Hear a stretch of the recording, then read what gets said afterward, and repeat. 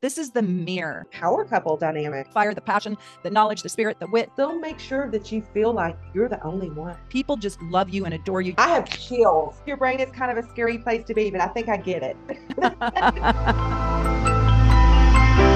Hello, everyone. We have got such a great video for you today. We are talking about everything in the seventh house. We're going to run all 12 signs through the seventh house, and this is your partnerships. This is other people. This is your romantic partnerships, your business partnerships, even friendships. This is the popular place in the house. There's charm, there's diplomacy. This is where you have your Venus qualities. It's also the house of the other, and it can be our shadow side. But what I think is the most interesting thing is that this committed relationship house is also our house of open enemies. Isn't that funny how it can be love and enemies? It is sort of watch your back, right? Absolutely. I also think this shows us how we like cooperate with other people, kind of not the 11th house, but sort of our team spirit. How are we going to play together? So, and by the way, I love playing in the sandbox with you, and I'm so excited. We're playing in the seventh house sandbox today.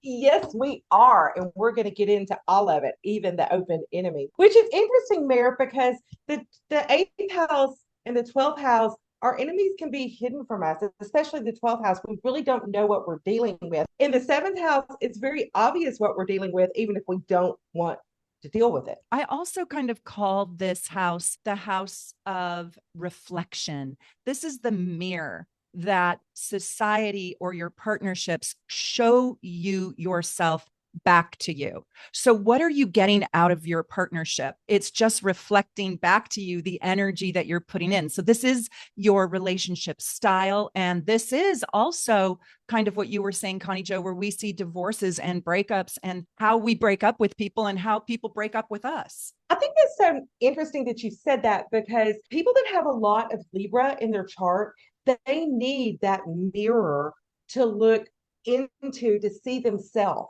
to really see themselves.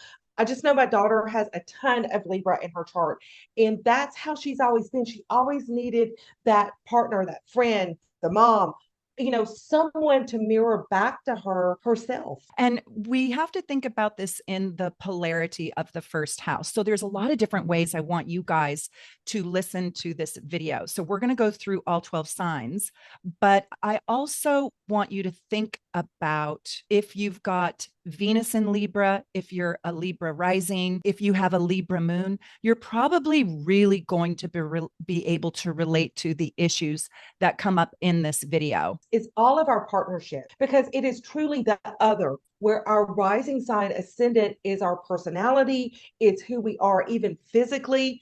This is the other side of this. So we can also put off traits on our partnership that's our own shadow side. This is how we unite with another person. And I'm glad you got us back to the first house, where the first house is how you do yourself. And the seventh house is how you do yourself inside your relationship. My mama told me this really important thing. She told me when I was a young woman, she said, Meredith, you cannot know yourself by yourself. The only way you can truly know who you are is in relationship to another. I have chills.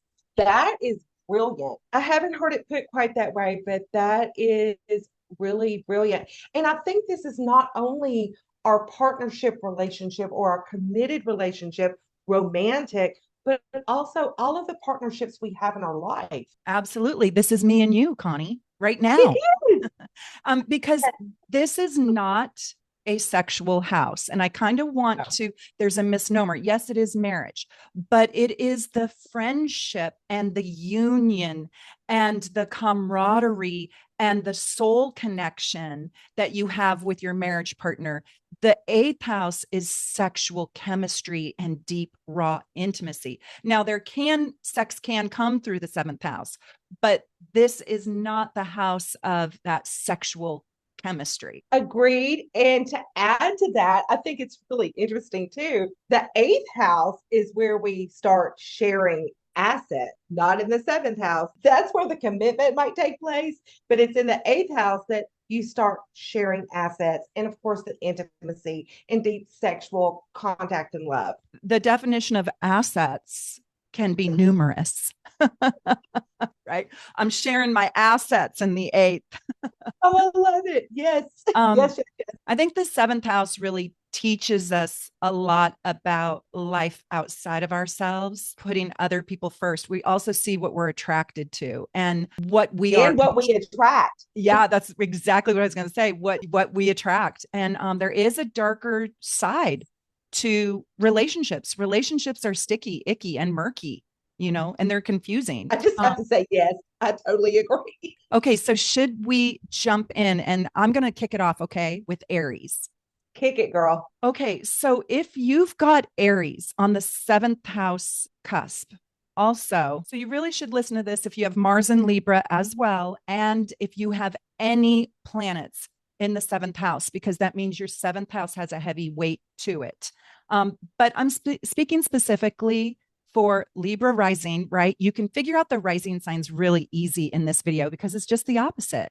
Exactly. So, yeah. So with Aries here, I'm just going to talk about first what these people are attracted to. As far as love relationship goes, actually all relationships, they really need a strong partner. They need somebody who emulates Aries energy, somebody who will take risks, live large, lives passionately. They really need somebody who has a sense of self and a sense of pride.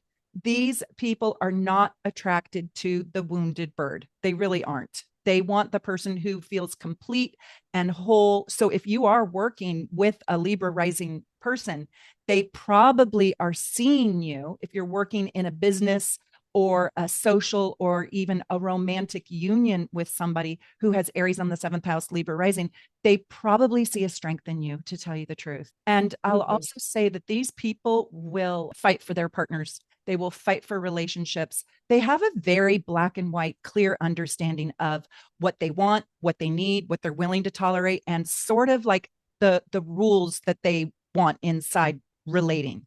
They're not real confused, ambivalent people on the fence wondering, what am I attracted to? They have their preferences really laid out in their own mind. Yeah, and isn't it interesting because Aries being ruled by Mars and then Libra ruled by Venus as the rising sign, you've got this whole Venus Mars ping pong game going on here. No. It makes it very personal, right? Like their lives end up becoming very personal to them because of their Mars Venus axis. So what Connie is saying is the ascendant and the descendant, when you have Aries on the seventh house, you have a Mars Venus playing with each other on the ascendant and the descendant. And by the way, I should say this house is an angular house. And so it is a mother lode. It is a major artery into your natal chart. Agreed. And you know what else, Meredith? I think that is interesting, and I'm going a little bit deep into this, but if you go to your progressions or you go into transits and the ruler of your first house and your seventh house are connecting, that can be the time when you meet someone, a special person or partner. Yes. And so many people are getting into their progressions. And because you guys are getting deeper and smarter about astrology, and you do need to know your progressions. So I have a whole package. It's the Advanced Astro Gold Package, and you can go buy that and you can see how your cusps have changed and if you have planets moving into the seventh house. It's very important if you have Aries on the seventh house cusp, you've got to know what your Mars is doing in your chart. So go find Mars because it is on remote control if it's not in the seventh house, and it is operating your relationships. So for example, my husband has this placement and so does my daughter. Well, my daughter's Mars is in Leo and my husband's Mars is in Scorpio. Let me tell you, they're both in deep relationship with me and they both want a piece of me. Leo's like, you're mine, and Scorpio's like, I want you. And wow. And Mars rules both. I mean, well, Mars rules Scorpio as well as Aries. I just think that's an interesting dynamic. Yes, right. And so the one thing I do want to say is let's talk about the open enemies piece. I think these people make enemies. Do you want to take on Taurus? I think Meredith, because they're ruled by Venus, in a Venus ruled house, that a lot of times they attract very beautiful partners, very attractive partners.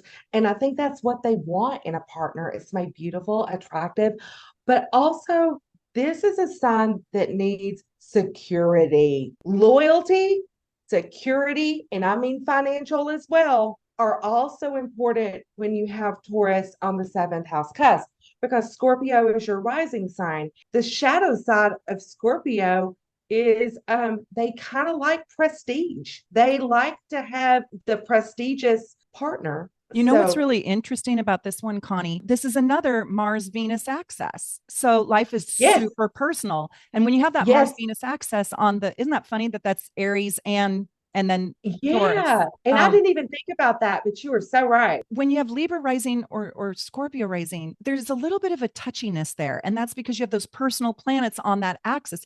These people take everything so personally. For sure. And I think with Taurus there, this is going to sound a little bit cold, and I don't mean for it to, but they think of their partners as their possession. You Absolutely. know, they belong to them. It's really a little bit romantic. You belong to me. You're mine.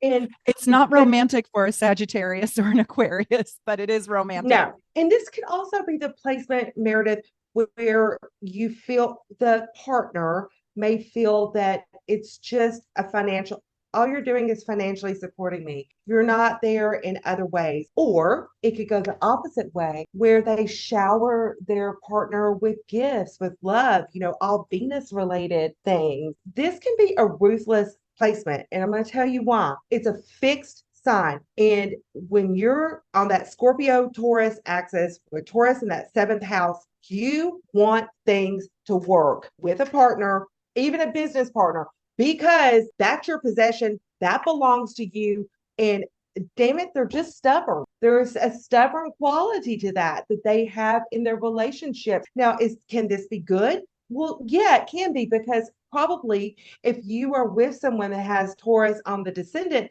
they're probably not ever going to leave you. This is fixed. They're probably going to stay with you forever. There's a loyalty there, but there's also this ruthlessness that is maybe that shadow side of Scorpio rising, where I think with people that they perceive to be their open enemies, especially someone that might be hitting on their partner, there's a certain jealousy there, perhaps not as much as with Scorpio in that position in the seventh house, but there's certainly this ruthless stubbornness that they can take on if they feel like their partnerships are being infringed upon in a way that's negative or they consider negative. Absolutely. And how you find out the level of possessiveness or potential possessiveness or, rabid obsession with you as an owner is go look at your Venus and see, is your Venus in Aquarius? Is your Venus, in Sagittarius? Is your Venus in Gemini? Something that has a little looser hold, or is it in, another fixed sign like Leo, Scorpio, well, I did say Aquarius. Aquarius isn't usually like that, but that is a really good point. And then, of course, the chart doesn't tell you everything. You have to see where the person is mentally, healthy, or even their age, or their age, right, on the continuum. Yeah. But that is really fascinating. But I do want to make a little lightheartedness here and say, this is the access of food and sex feel goods.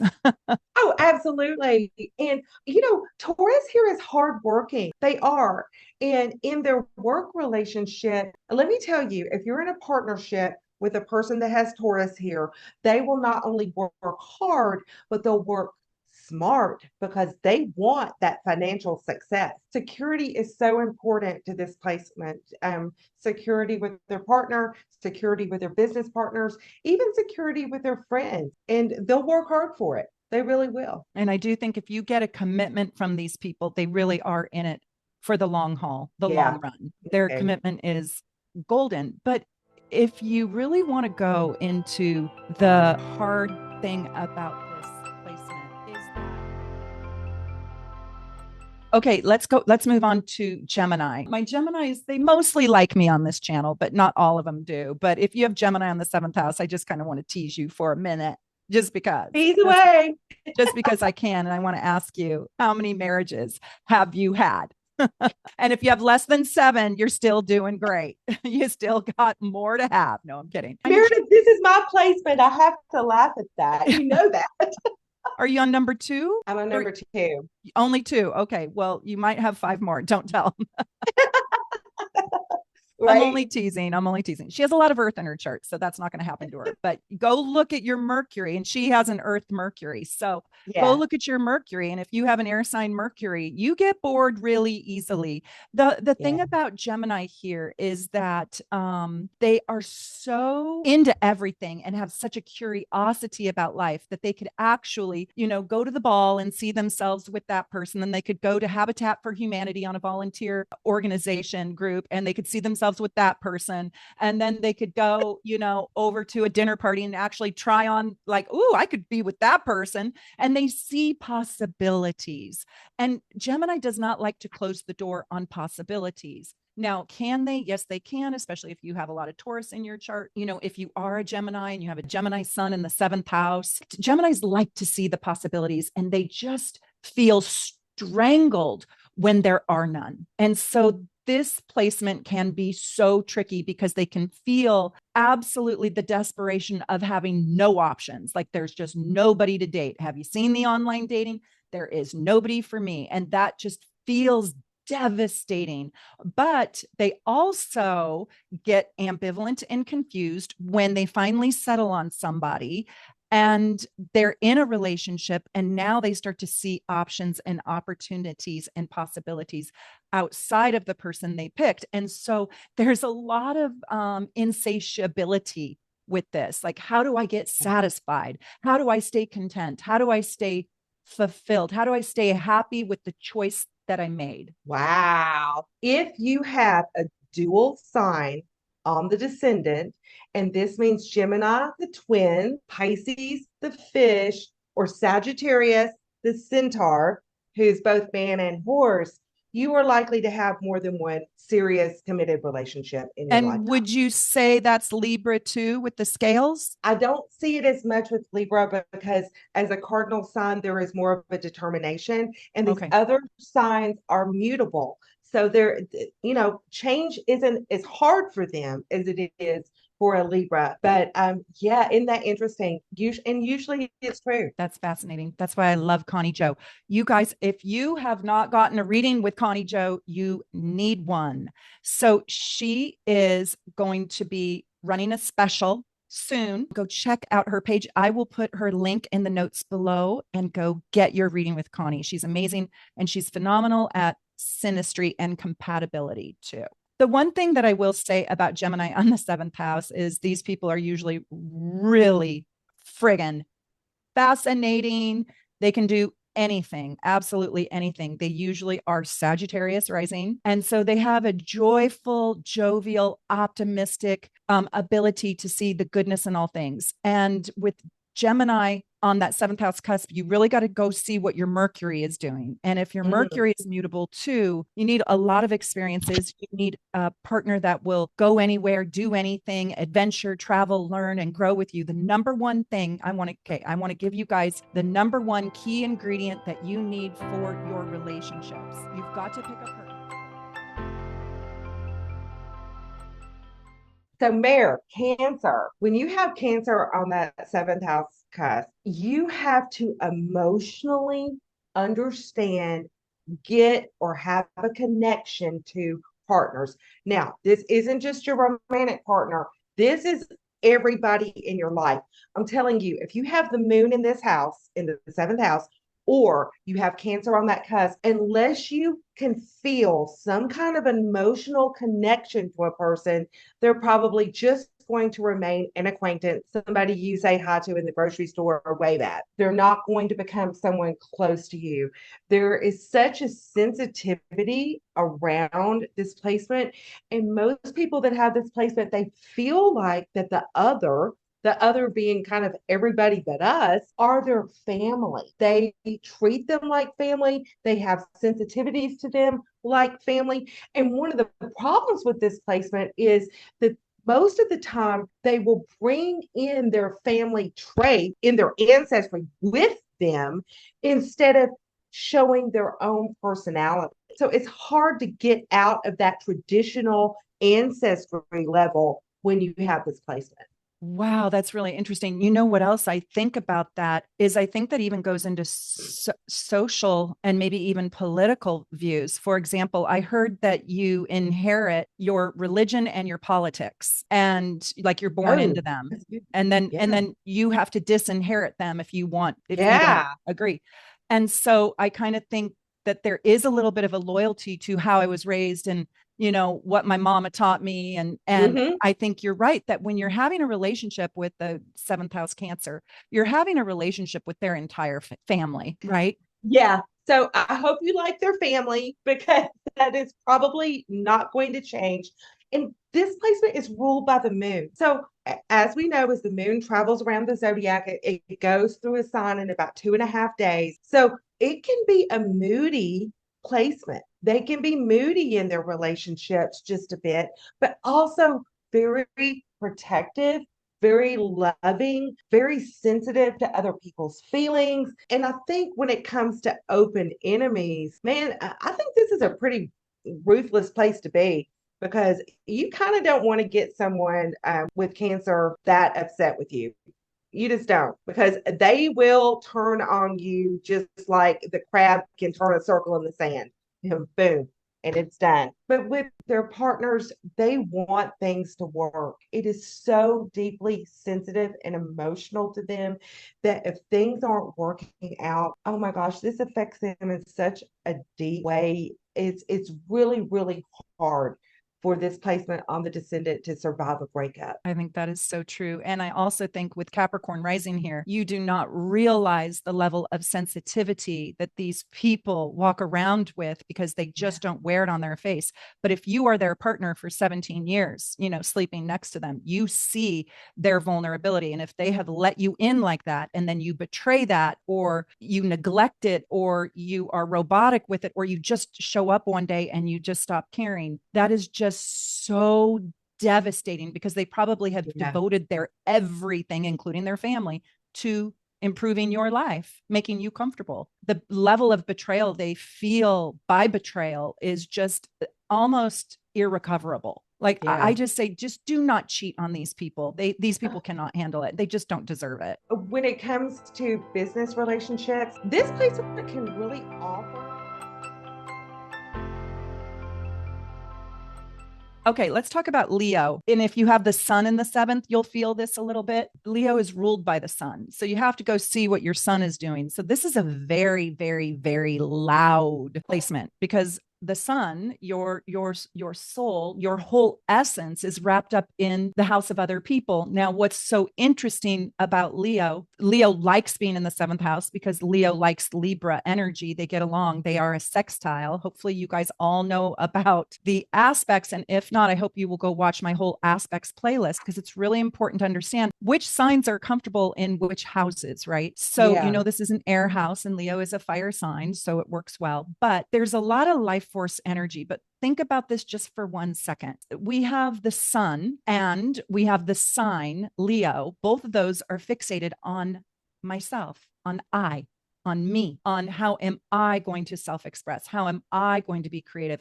How am I going to use my energy? How is it going to affect me? Those are very self-focused sign and planet. And we need a strong sense of self in order to deal with this crazy world, but it's in the house of other and it's in the house of you. So now what happens is we have a preoccupation with how you think about me. How do you perceive me? How are you going to interact with me? How do you feel about me? Am I performing in a way that you like? Am I being who you will love? So now life can easily become really tricky where I only can measure myself, value myself, and know myself by what you think of me. And that can be so toxic. That can pollute the mind. It can pollute the energy because now all I'm doing is a tap dance for likes, to be desired and to be wanted. So if you have your sun here, you are so susceptible to codependency, to I am as good as you think I am, not I am as good as I truly believe I am. And I start giving you the scorecard on my life, on my beauty, on my worth, on my intelligence. And I start to merge so deeply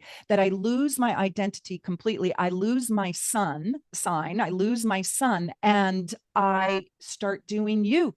and I start doing you so you will like me. Isn't that painful? And you know, it's Make it better, Connie. Make it better. I've told people this in readings a lot, that when you have your sun in the seventh house, and this somewhat relates to having Leo on that cusp as well, that you give too much of yourself away to the other person. Because what we consider our ego, you know, where our light is shining, is in the house on the very opposite side of us, our personality. But I will say this to make it better: Leo on the descendant is so affectionate. They just are very affectionate, loving people to their partners, to anybody that's lucky enough to have a relationship with them.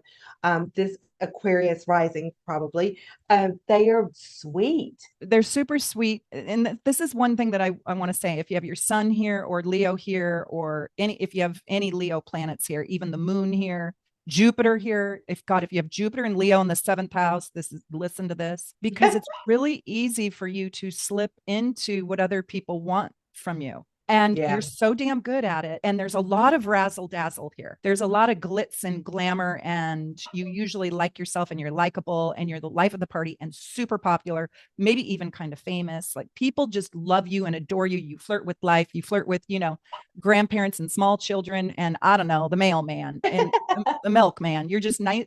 There's just such a niceness. And with Aquarius on the ascendant, you're also other oriented there. So you're really other oriented. But I want to make sure that your life is not a performance, and that you authentically find your own preferences, and that you find a partner that wants to know what your preferences are for you and supports you in you making your life authentically yours, not just accommodating them. So do not date narcissists. You're going to attract narcissists with this placement. I promise you, you will. And you will attract people who need you to do for them.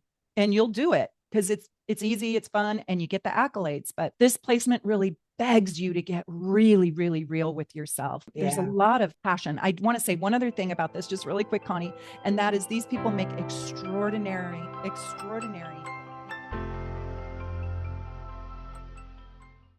Oh my goodness.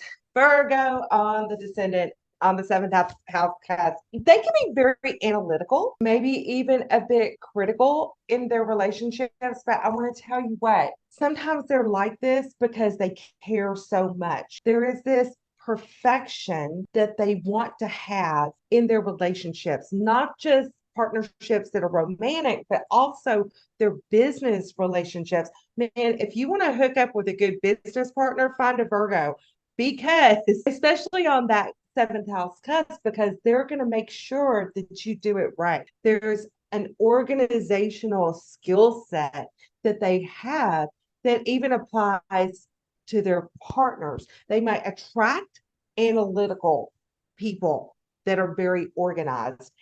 This could be a really great working relationship together. Also, Virgo really cares about health. Actually, Virgo is the sign of service.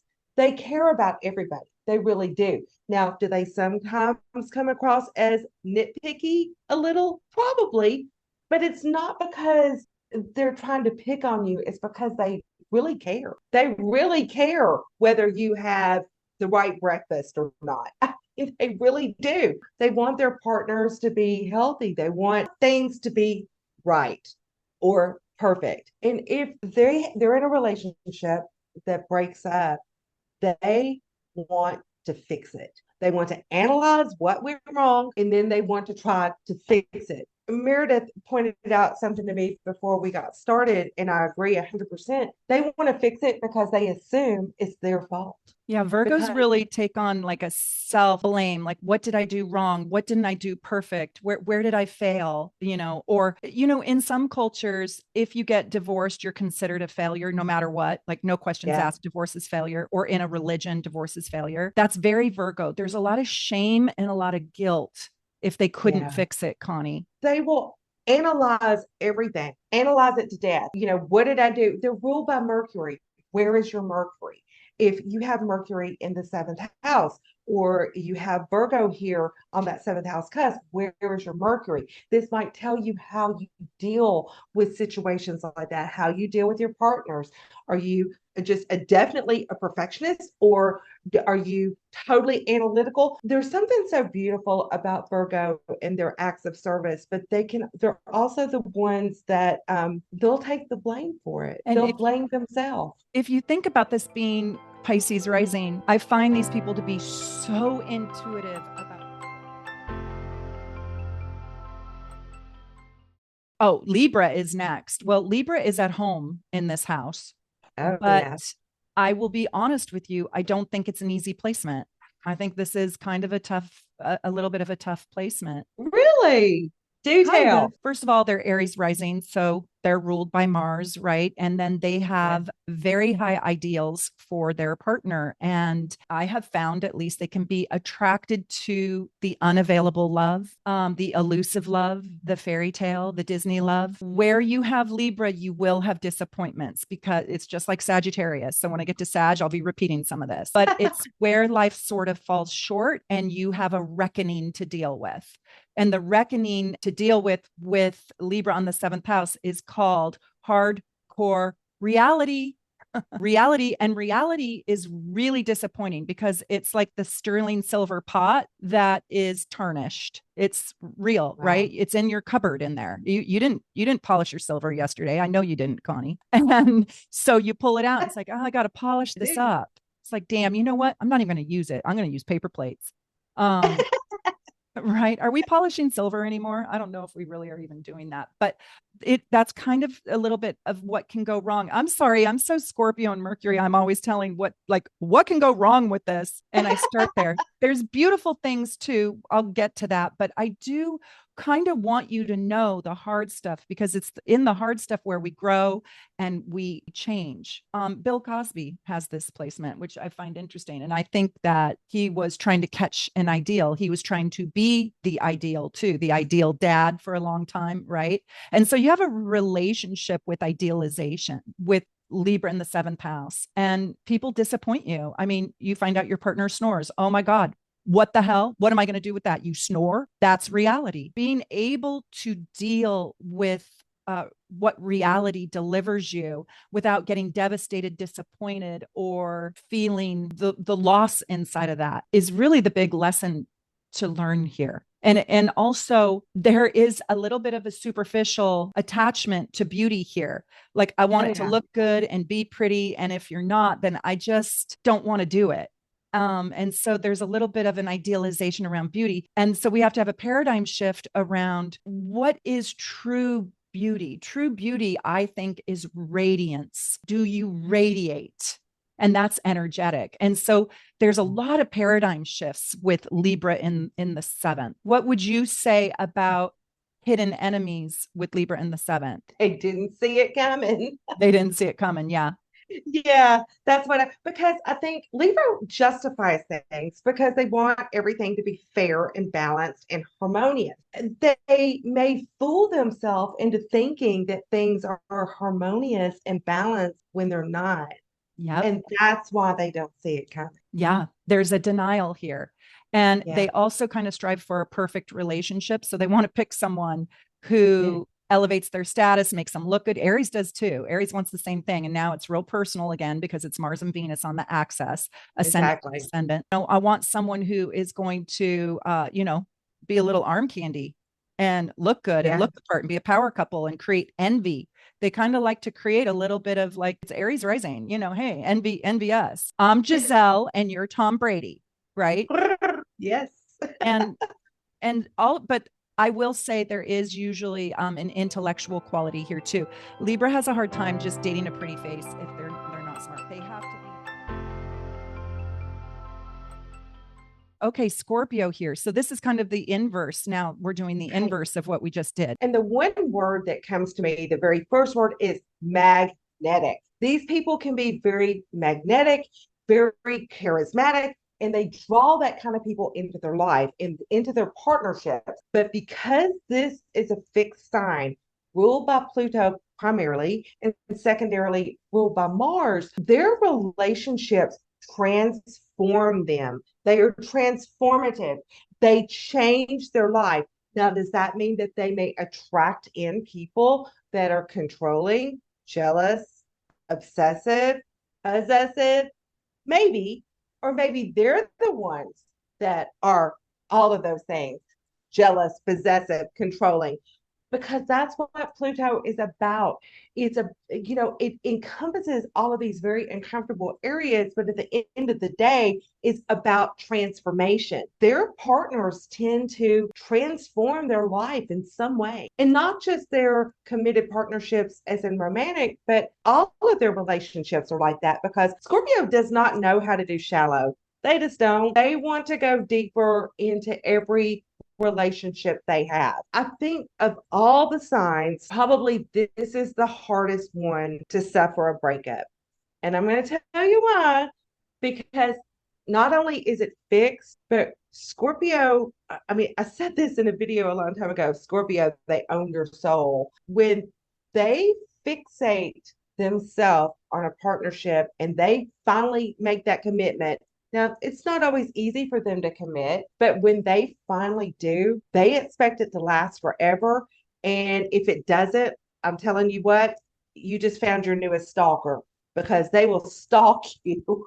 and, and if you screw them in a business relationship, they will make sure you get paid back. And this is not, I actually love Scorpio energy. I'm married to a Scorpio, but I'm just telling you, don't mess with them, because I've got a little stinger back here. Their stinger will sting, and they mean it. There's so many beautiful things about that too, because they'll make sure that you feel like you're the only one, and you're extraordinarily loved and protected. If you're a partner of a Scorpio, on this descendant side, and something's bothering you, the first thing they'll say is, "Where do you want me to hide the body?"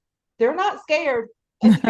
Right. They are going to be very protective of their partnerships, of those they love. Just don't mess with them. They are your protective bodyguard, Secret Service. Yes. Yes, it's true. Even if it's a female to male. I mean, Oh yeah, they absolutely. they're out in front.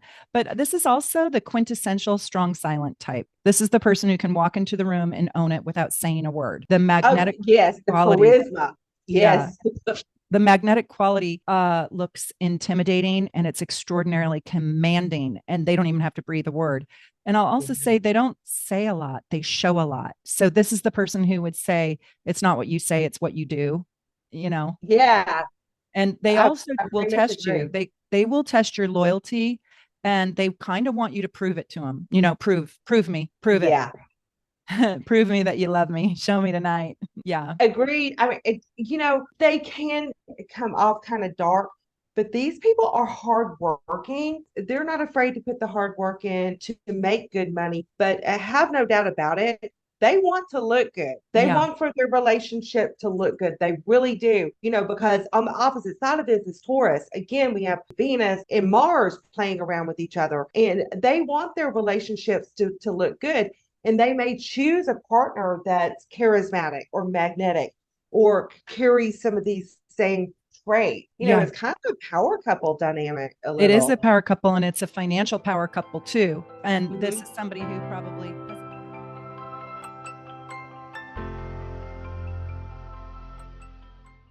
Sagittarius in the 7th. Well, I really love this placement. This is Gemini rising. And if you have Jupiter in the 7th, you probably will relate to this a little bit. And if you have Venus in Sag, you'll probably relate to this a little bit. But, this is what I want to say. I either have to start with the dark or a joke. I don't know what my problem is, but forgive me for my personality. If you are so lucky that you got this person down the aisle, they said I do, and they bought you a ring, there is something amazing about you. You, my friend, are an amazing miracle worker, magician in the universe.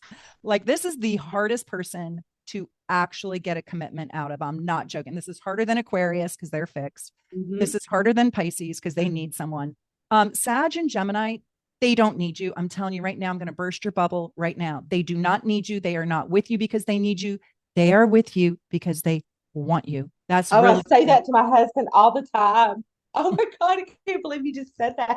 yeah, right. Yeah. And Connie, your Sag rising Gemini, are you the inversion of this? Yeah, but I have my Jupiter in the seventh house. Oh, So okay. Yes, yes. And so these people really need the freedom energetically and mentally. So mentally because they're Gemini rising, so they want to think the thoughts that they have and they don't want you to punish them. Like if you're the person who gets jealous because I dreamed about being with someone else, we're not going to do well. I'm sorry. I'm not the boss of my dreams. I'm not even having a secret fantasy in the real world, but my dreams took me somewhere. Is that really what I need to be punished over? Thank God I don't have a partner like that. But I'm saying if you're somebody who's jealous over what somebody dreams about, this is not the person for you because they need mental freedom and then they need actual physical space and freedom. So think of the centaur that we talked about. They take up a lot of room and they need a lot of space. They can't be honed in, crammed in, they'll get suffocated.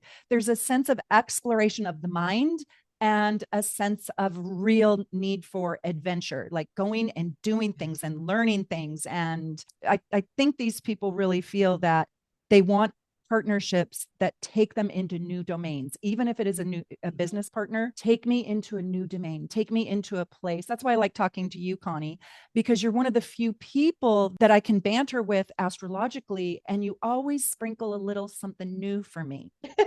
Fun, it's fun. It's like we get stuck on our own train tracks and these people crave the excitement of the new, the adventure, the freedom. I think what you said about freedom is such a key word for this placement because they don't want someone that's going to hold them down because, like you said, they don't need you. They want you. So they're with you because they want to be there. So don't smother them with jealousy and possessiveness. This is not Scorpio Taurus at all. right? This is really different. Also, people are going to criticize you probably for doing your relation. Maybe they'll admire you, but they might criticize you for doing your relationship so independently. And they'll even ask you, are you sure your person loves you? Do you feel loved? And it's like, this is going to be a little bit of an anomaly from the way we've been taught to do relationship. They kind of want it different every day. They don't want it the same way every single day. They like surprises. I'll also tell you just a funny thing here. These people love surprises. Like if you've got somebody with these placements, surprise them with flowers, surprise them with a chocolate on their pillow, surprise them with a note in their lunchbox, surprise them.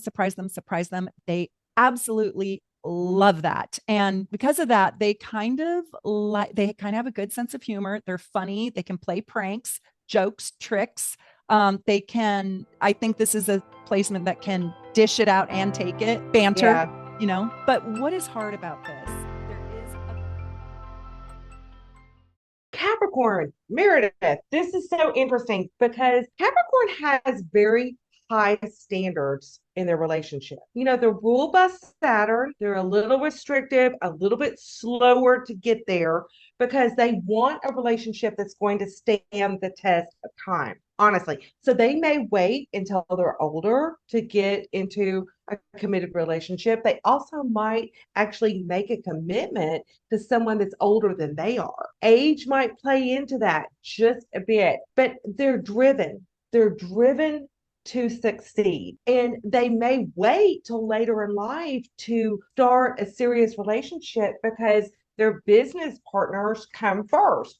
Now, I think that Capricorn here on the seventh house is probably pretty honest and fair in their business dealings, but they're also strategic and don't forget they're ambitious. Another thing about Capricorn in relationships, I think it's probably not a good idea for them to get in a relationship with someone that doesn't share the same goals and ambitions that they do. Is this important for every sign? Yeah, to a degree, but Capricorn even more.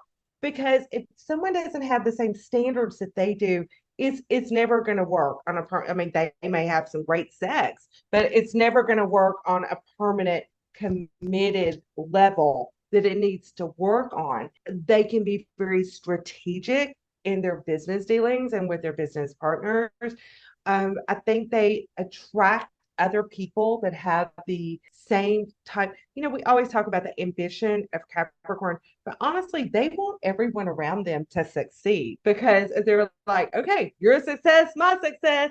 You know, let's all make money here. That Yeah. kind of thing, right, Mayor?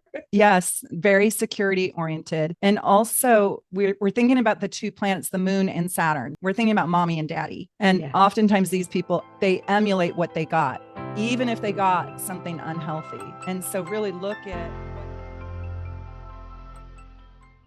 Let's talk about Aquarius, and we're almost all the way around. Aquarius on the seventh house cusp is an interesting placement because you're going to see Leo rising. These people are going to do relationships in sort of a nonconformist way. So if you meet somebody who has Aquarius on the descendant, talk to them about their previous relationships or their beliefs around relationships, or what they have learned over the years around relationships, because I'm going to guarantee you one thing, and that is it's going to be really, really different. They're going to be like, well, so I have one of my dear friends, and she doesn't have this placement, but she has a huge Pax seventh house, and she has Aquarius prominently in her chart, and her doctor boyfriend bought houses side by side, and they lived in two houses next door to each other. And when they broke up, they both sold their houses and they both left the neighborhood. And I was like, what? I mean, does that work? Like, what house do you sleep at? And anyways, so it was very interesting. So these people are not going to probably, even though they're Leo rising and there's a lot of tradition, they might have traditional values, but then they do relationships uniquely. There needs to be a lot of freedom for these people to be themselves. They honestly, the Leo rising Aquarius seventh house needs a partner that has zero jealousy. Like, any jealousy is going to send this person running away. Just like, I'm out of here. Cannot deal with your jealousy. Jealousy for their position in life, jealousy for their looks, jealousy for their friendships, jealousy for the love that they receive, jealousy for the family that they have, jealousy for the money that they make, jealousy for their flirtations. Like, this requires a super confident partner and somebody who can be detached a little bit and not trying to control what they eat, what they wear, what they're doing. Let freedom ring. You know, you got to let freedom fly with this one. And these people are probably really creative in some, I don't know, artsy way. And so there needs to be room for this person's radically different ways in life. And they're probably going to be so different than you. So are you the type of person that can accept the quirky, weird, creative, wild things that they do that are outside of the box? Are you okay with really being different? This would sort of be like, not that I'm really recommending anybody do this, but how would you handle being in a relationship with Elon Musk? Like, I don't even know if I could do that, but that's right. What I'm kind of saying. Like, can you do different? Are you okay doing different? Because this person on your scale of what is different and then what's just weird, these people are going to be a little bit different than you. I think they're also rebellious. They are going to buck the system. I mean, and not just, but Meredith, I think you've got to think about their motives. They're not doing it just to be different. They're doing it because they're genuinely different. That is the truth. And you know what else? It's inside of their differences that they grow their psyche, they grow their authentic self. And so they need that permission to be unique. And you're absolutely right. And you're so smart to bring that home, because it's not just rebellion for rebellious sake. It is that I grew up in this traditional way, and that doesn't work for my psyche and my soul. And I know myself well enough. I've got to do it this way. Are you okay with that? The one thing this sign kind of needs to learn is the grace and the refinement to express those differences without making the other person feel less than or belittled or wrong, right? Because I think they can be very straightforward in their beliefs, what they think, what they're feeling. And sometimes Aquarius doesn't have a lot of tact. They just say it. So to be in a partnership with them, you really need to know how to take it without taking it to personally because they don't mean it that way. I mean, they're ruled by Uranus. So they're saying off the cuff stuff all the time, you know? Absolutely. Absolutely. And I also think that these people can be very, very loyal because this is a fixed sign, but this is a lot about identity. And the Aquarius inside the relationship is extraordinarily broad minded. And it's about really wanting to help humanity and do right by the world. And they're not real confused about what that means. You know, hey, we're going to stand on the picket line for the writers' strike because these writers are just not getting paid what is worth. And they want a partner. If the partner doesn't believe in their causes, because this is going to be an activist as well, they at least need to allow you the freedom to express and you to go out and picket or march or talk or explore. Yeah, I do find that this is a really large-minded person inside of partnership. And sometimes these people, the deal breaker for these people with Aquarius on the seventh house is that. Okay, let's finish it up with Pisces. You know, Pisces is very interesting because ruled by Neptune, the modern ruler, and also the traditional ruler being Jupiter, it's hugely expansive, but there's no boundaries. Neptune does not know boundaries. This is on a sea where there's no boundaries. Those fish are free to swim wherever they want to. And most of the time, they have this very dreamy, idealistic picture of what a relationship, a romantic relationship, especially, is supposed to look like.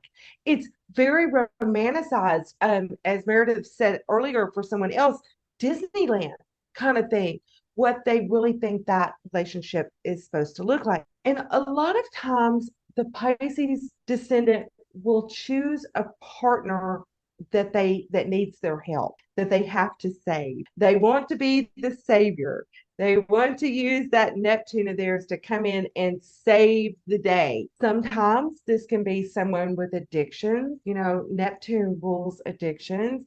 This could be someone that is codependent, but have no doubt, Pisces on this descendant, on the seventh house cusp, always thinks or knows they can help. I can make this person better. I can make it all right. I can make this relationship wonderful. I just know it. I know it. I know it.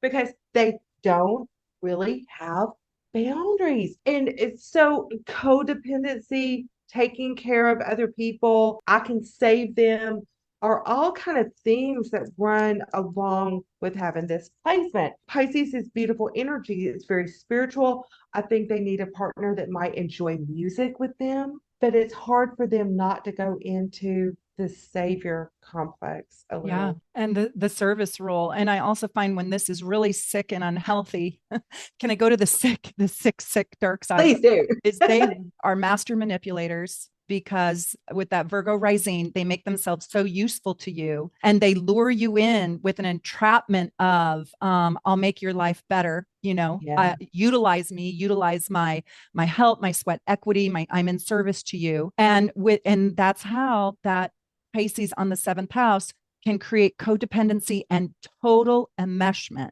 So much so that the partner who is not having the Pisces on the seventh house cusp loses their identity because they just let the Virgo rising Pisces seventh house take over and run the whole show. This is like alpha behind the scenes. This is the alpha energy that like creeps in underneath and sort of gets you to be codependent. Yeah, it's a trickster energy. They're like and I even had that in my notes, that they're like a chameleon. You know, they're able to change their color and their shape in order to, you know, they're very charismatic.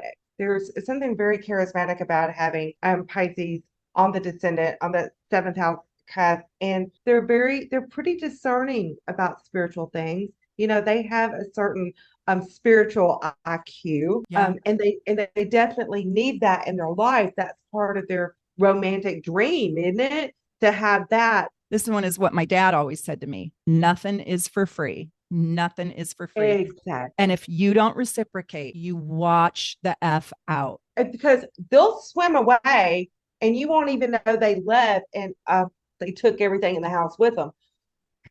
Yeah, including your secrets, your energy, maybe even your identity, because you're there now holding the bag, and you don't know how to make the IKEA desk on your own because they were making the IKEA desk through your whole relationship, and now you have to learn the mechanics and the code to the front door. They took the code to the front door too. There can be a deep bitterness when you wrong the Pisces seventh house cusp because they feel like they gave you everything. Yeah, you did, but I didn't ask you to do that. You manipulated Yes. me and created codependency to a mesh, right? And then you hated me for Yes. not reciprocating.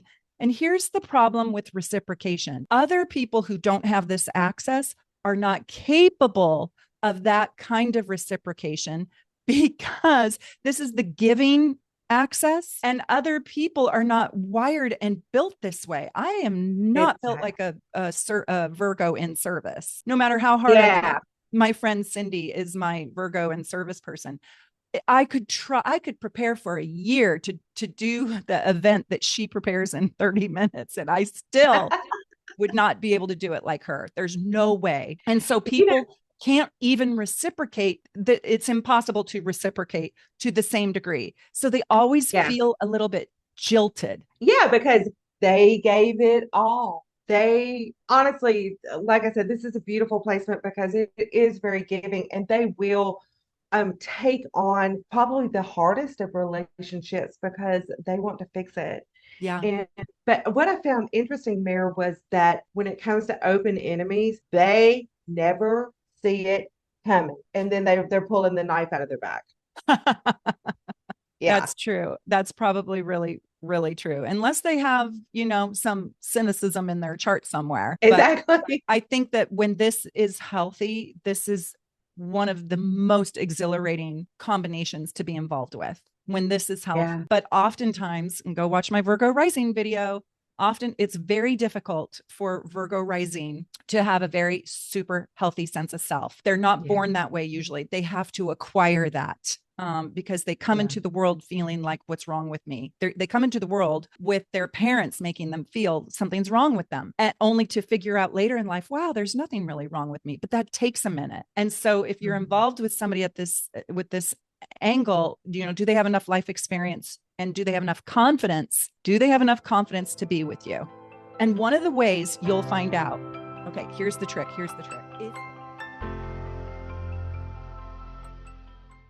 Let's just wrap this up real quick, Connie, but what is your favorite sign on the descendant? Now, am I asking what your favorite sign on the ascendant is by asking that question, or can you just answer that question with a separateness of not including the ascendant in your head? It's hard to do as a it's really hard astrologer. to do, but I can do it. Leo is my favorite sign on the descendant. Aw. Do you have a person who has Leo on the descendant? My husband has Leo on his descendant. And Connie likes him. Connie likes him. So what about you? What's my favorite? Well, and I'm not saying this just because of you, but I think it might be Gemini. Oh, I'm honored. And I say that because they get me. They like me. They get me. They're funny. They lighten me up, and I'm kind of heavy. I know I don't seem like it, but I'm heavy. I'm and I can laugh, and they'll play pranks on me, and they'll throw me the surprise party, and they're cute, and they'll jump on the trampoline, and they're like a little kid, and they'll go adventure anything, and they're not mad at me. These are like the only people. Britney cards. Yeah, they'll send me Britney Spears tarot cards. Let's see if I have them. And Geminis never get mad at me. Like literally, they're like, I'm like, thank you for not being mad at me. They're like, what would I be mad at you for? I know. They're like, what did you do? Oh, I didn't return your call on time. Meredith, I didn't even fucking notice. Oh my gosh, I love it. God, this was so much fun. We have the sixth house to do next. And I just want to do a little preface. The sixth house is exciting, and we are bringing the bling to the sixth house. It is not boring. It's underestimated, and it's going to be awesome. I don't know when we're going to have time to do it, but that's our next house. And I just want to say one thing about the sixth is that other houses, you don't deal with them every day, this is the house you deal with every day. So Ah, definitely watch. that's a great plug for the 6th. I love it. And everybody, book a reading with Connie Jo. She's got some availability. She's also offering recorded readings. And my schedule's a little bit full, but she is amazing. So book a reading with Connie Jo. And if you don't mind waiting, you can get on my calendar for later. But we absolutely love being with you. And I'm going to sign off from Seattle. From Florida. Bye. Bye, you guys. Take good care.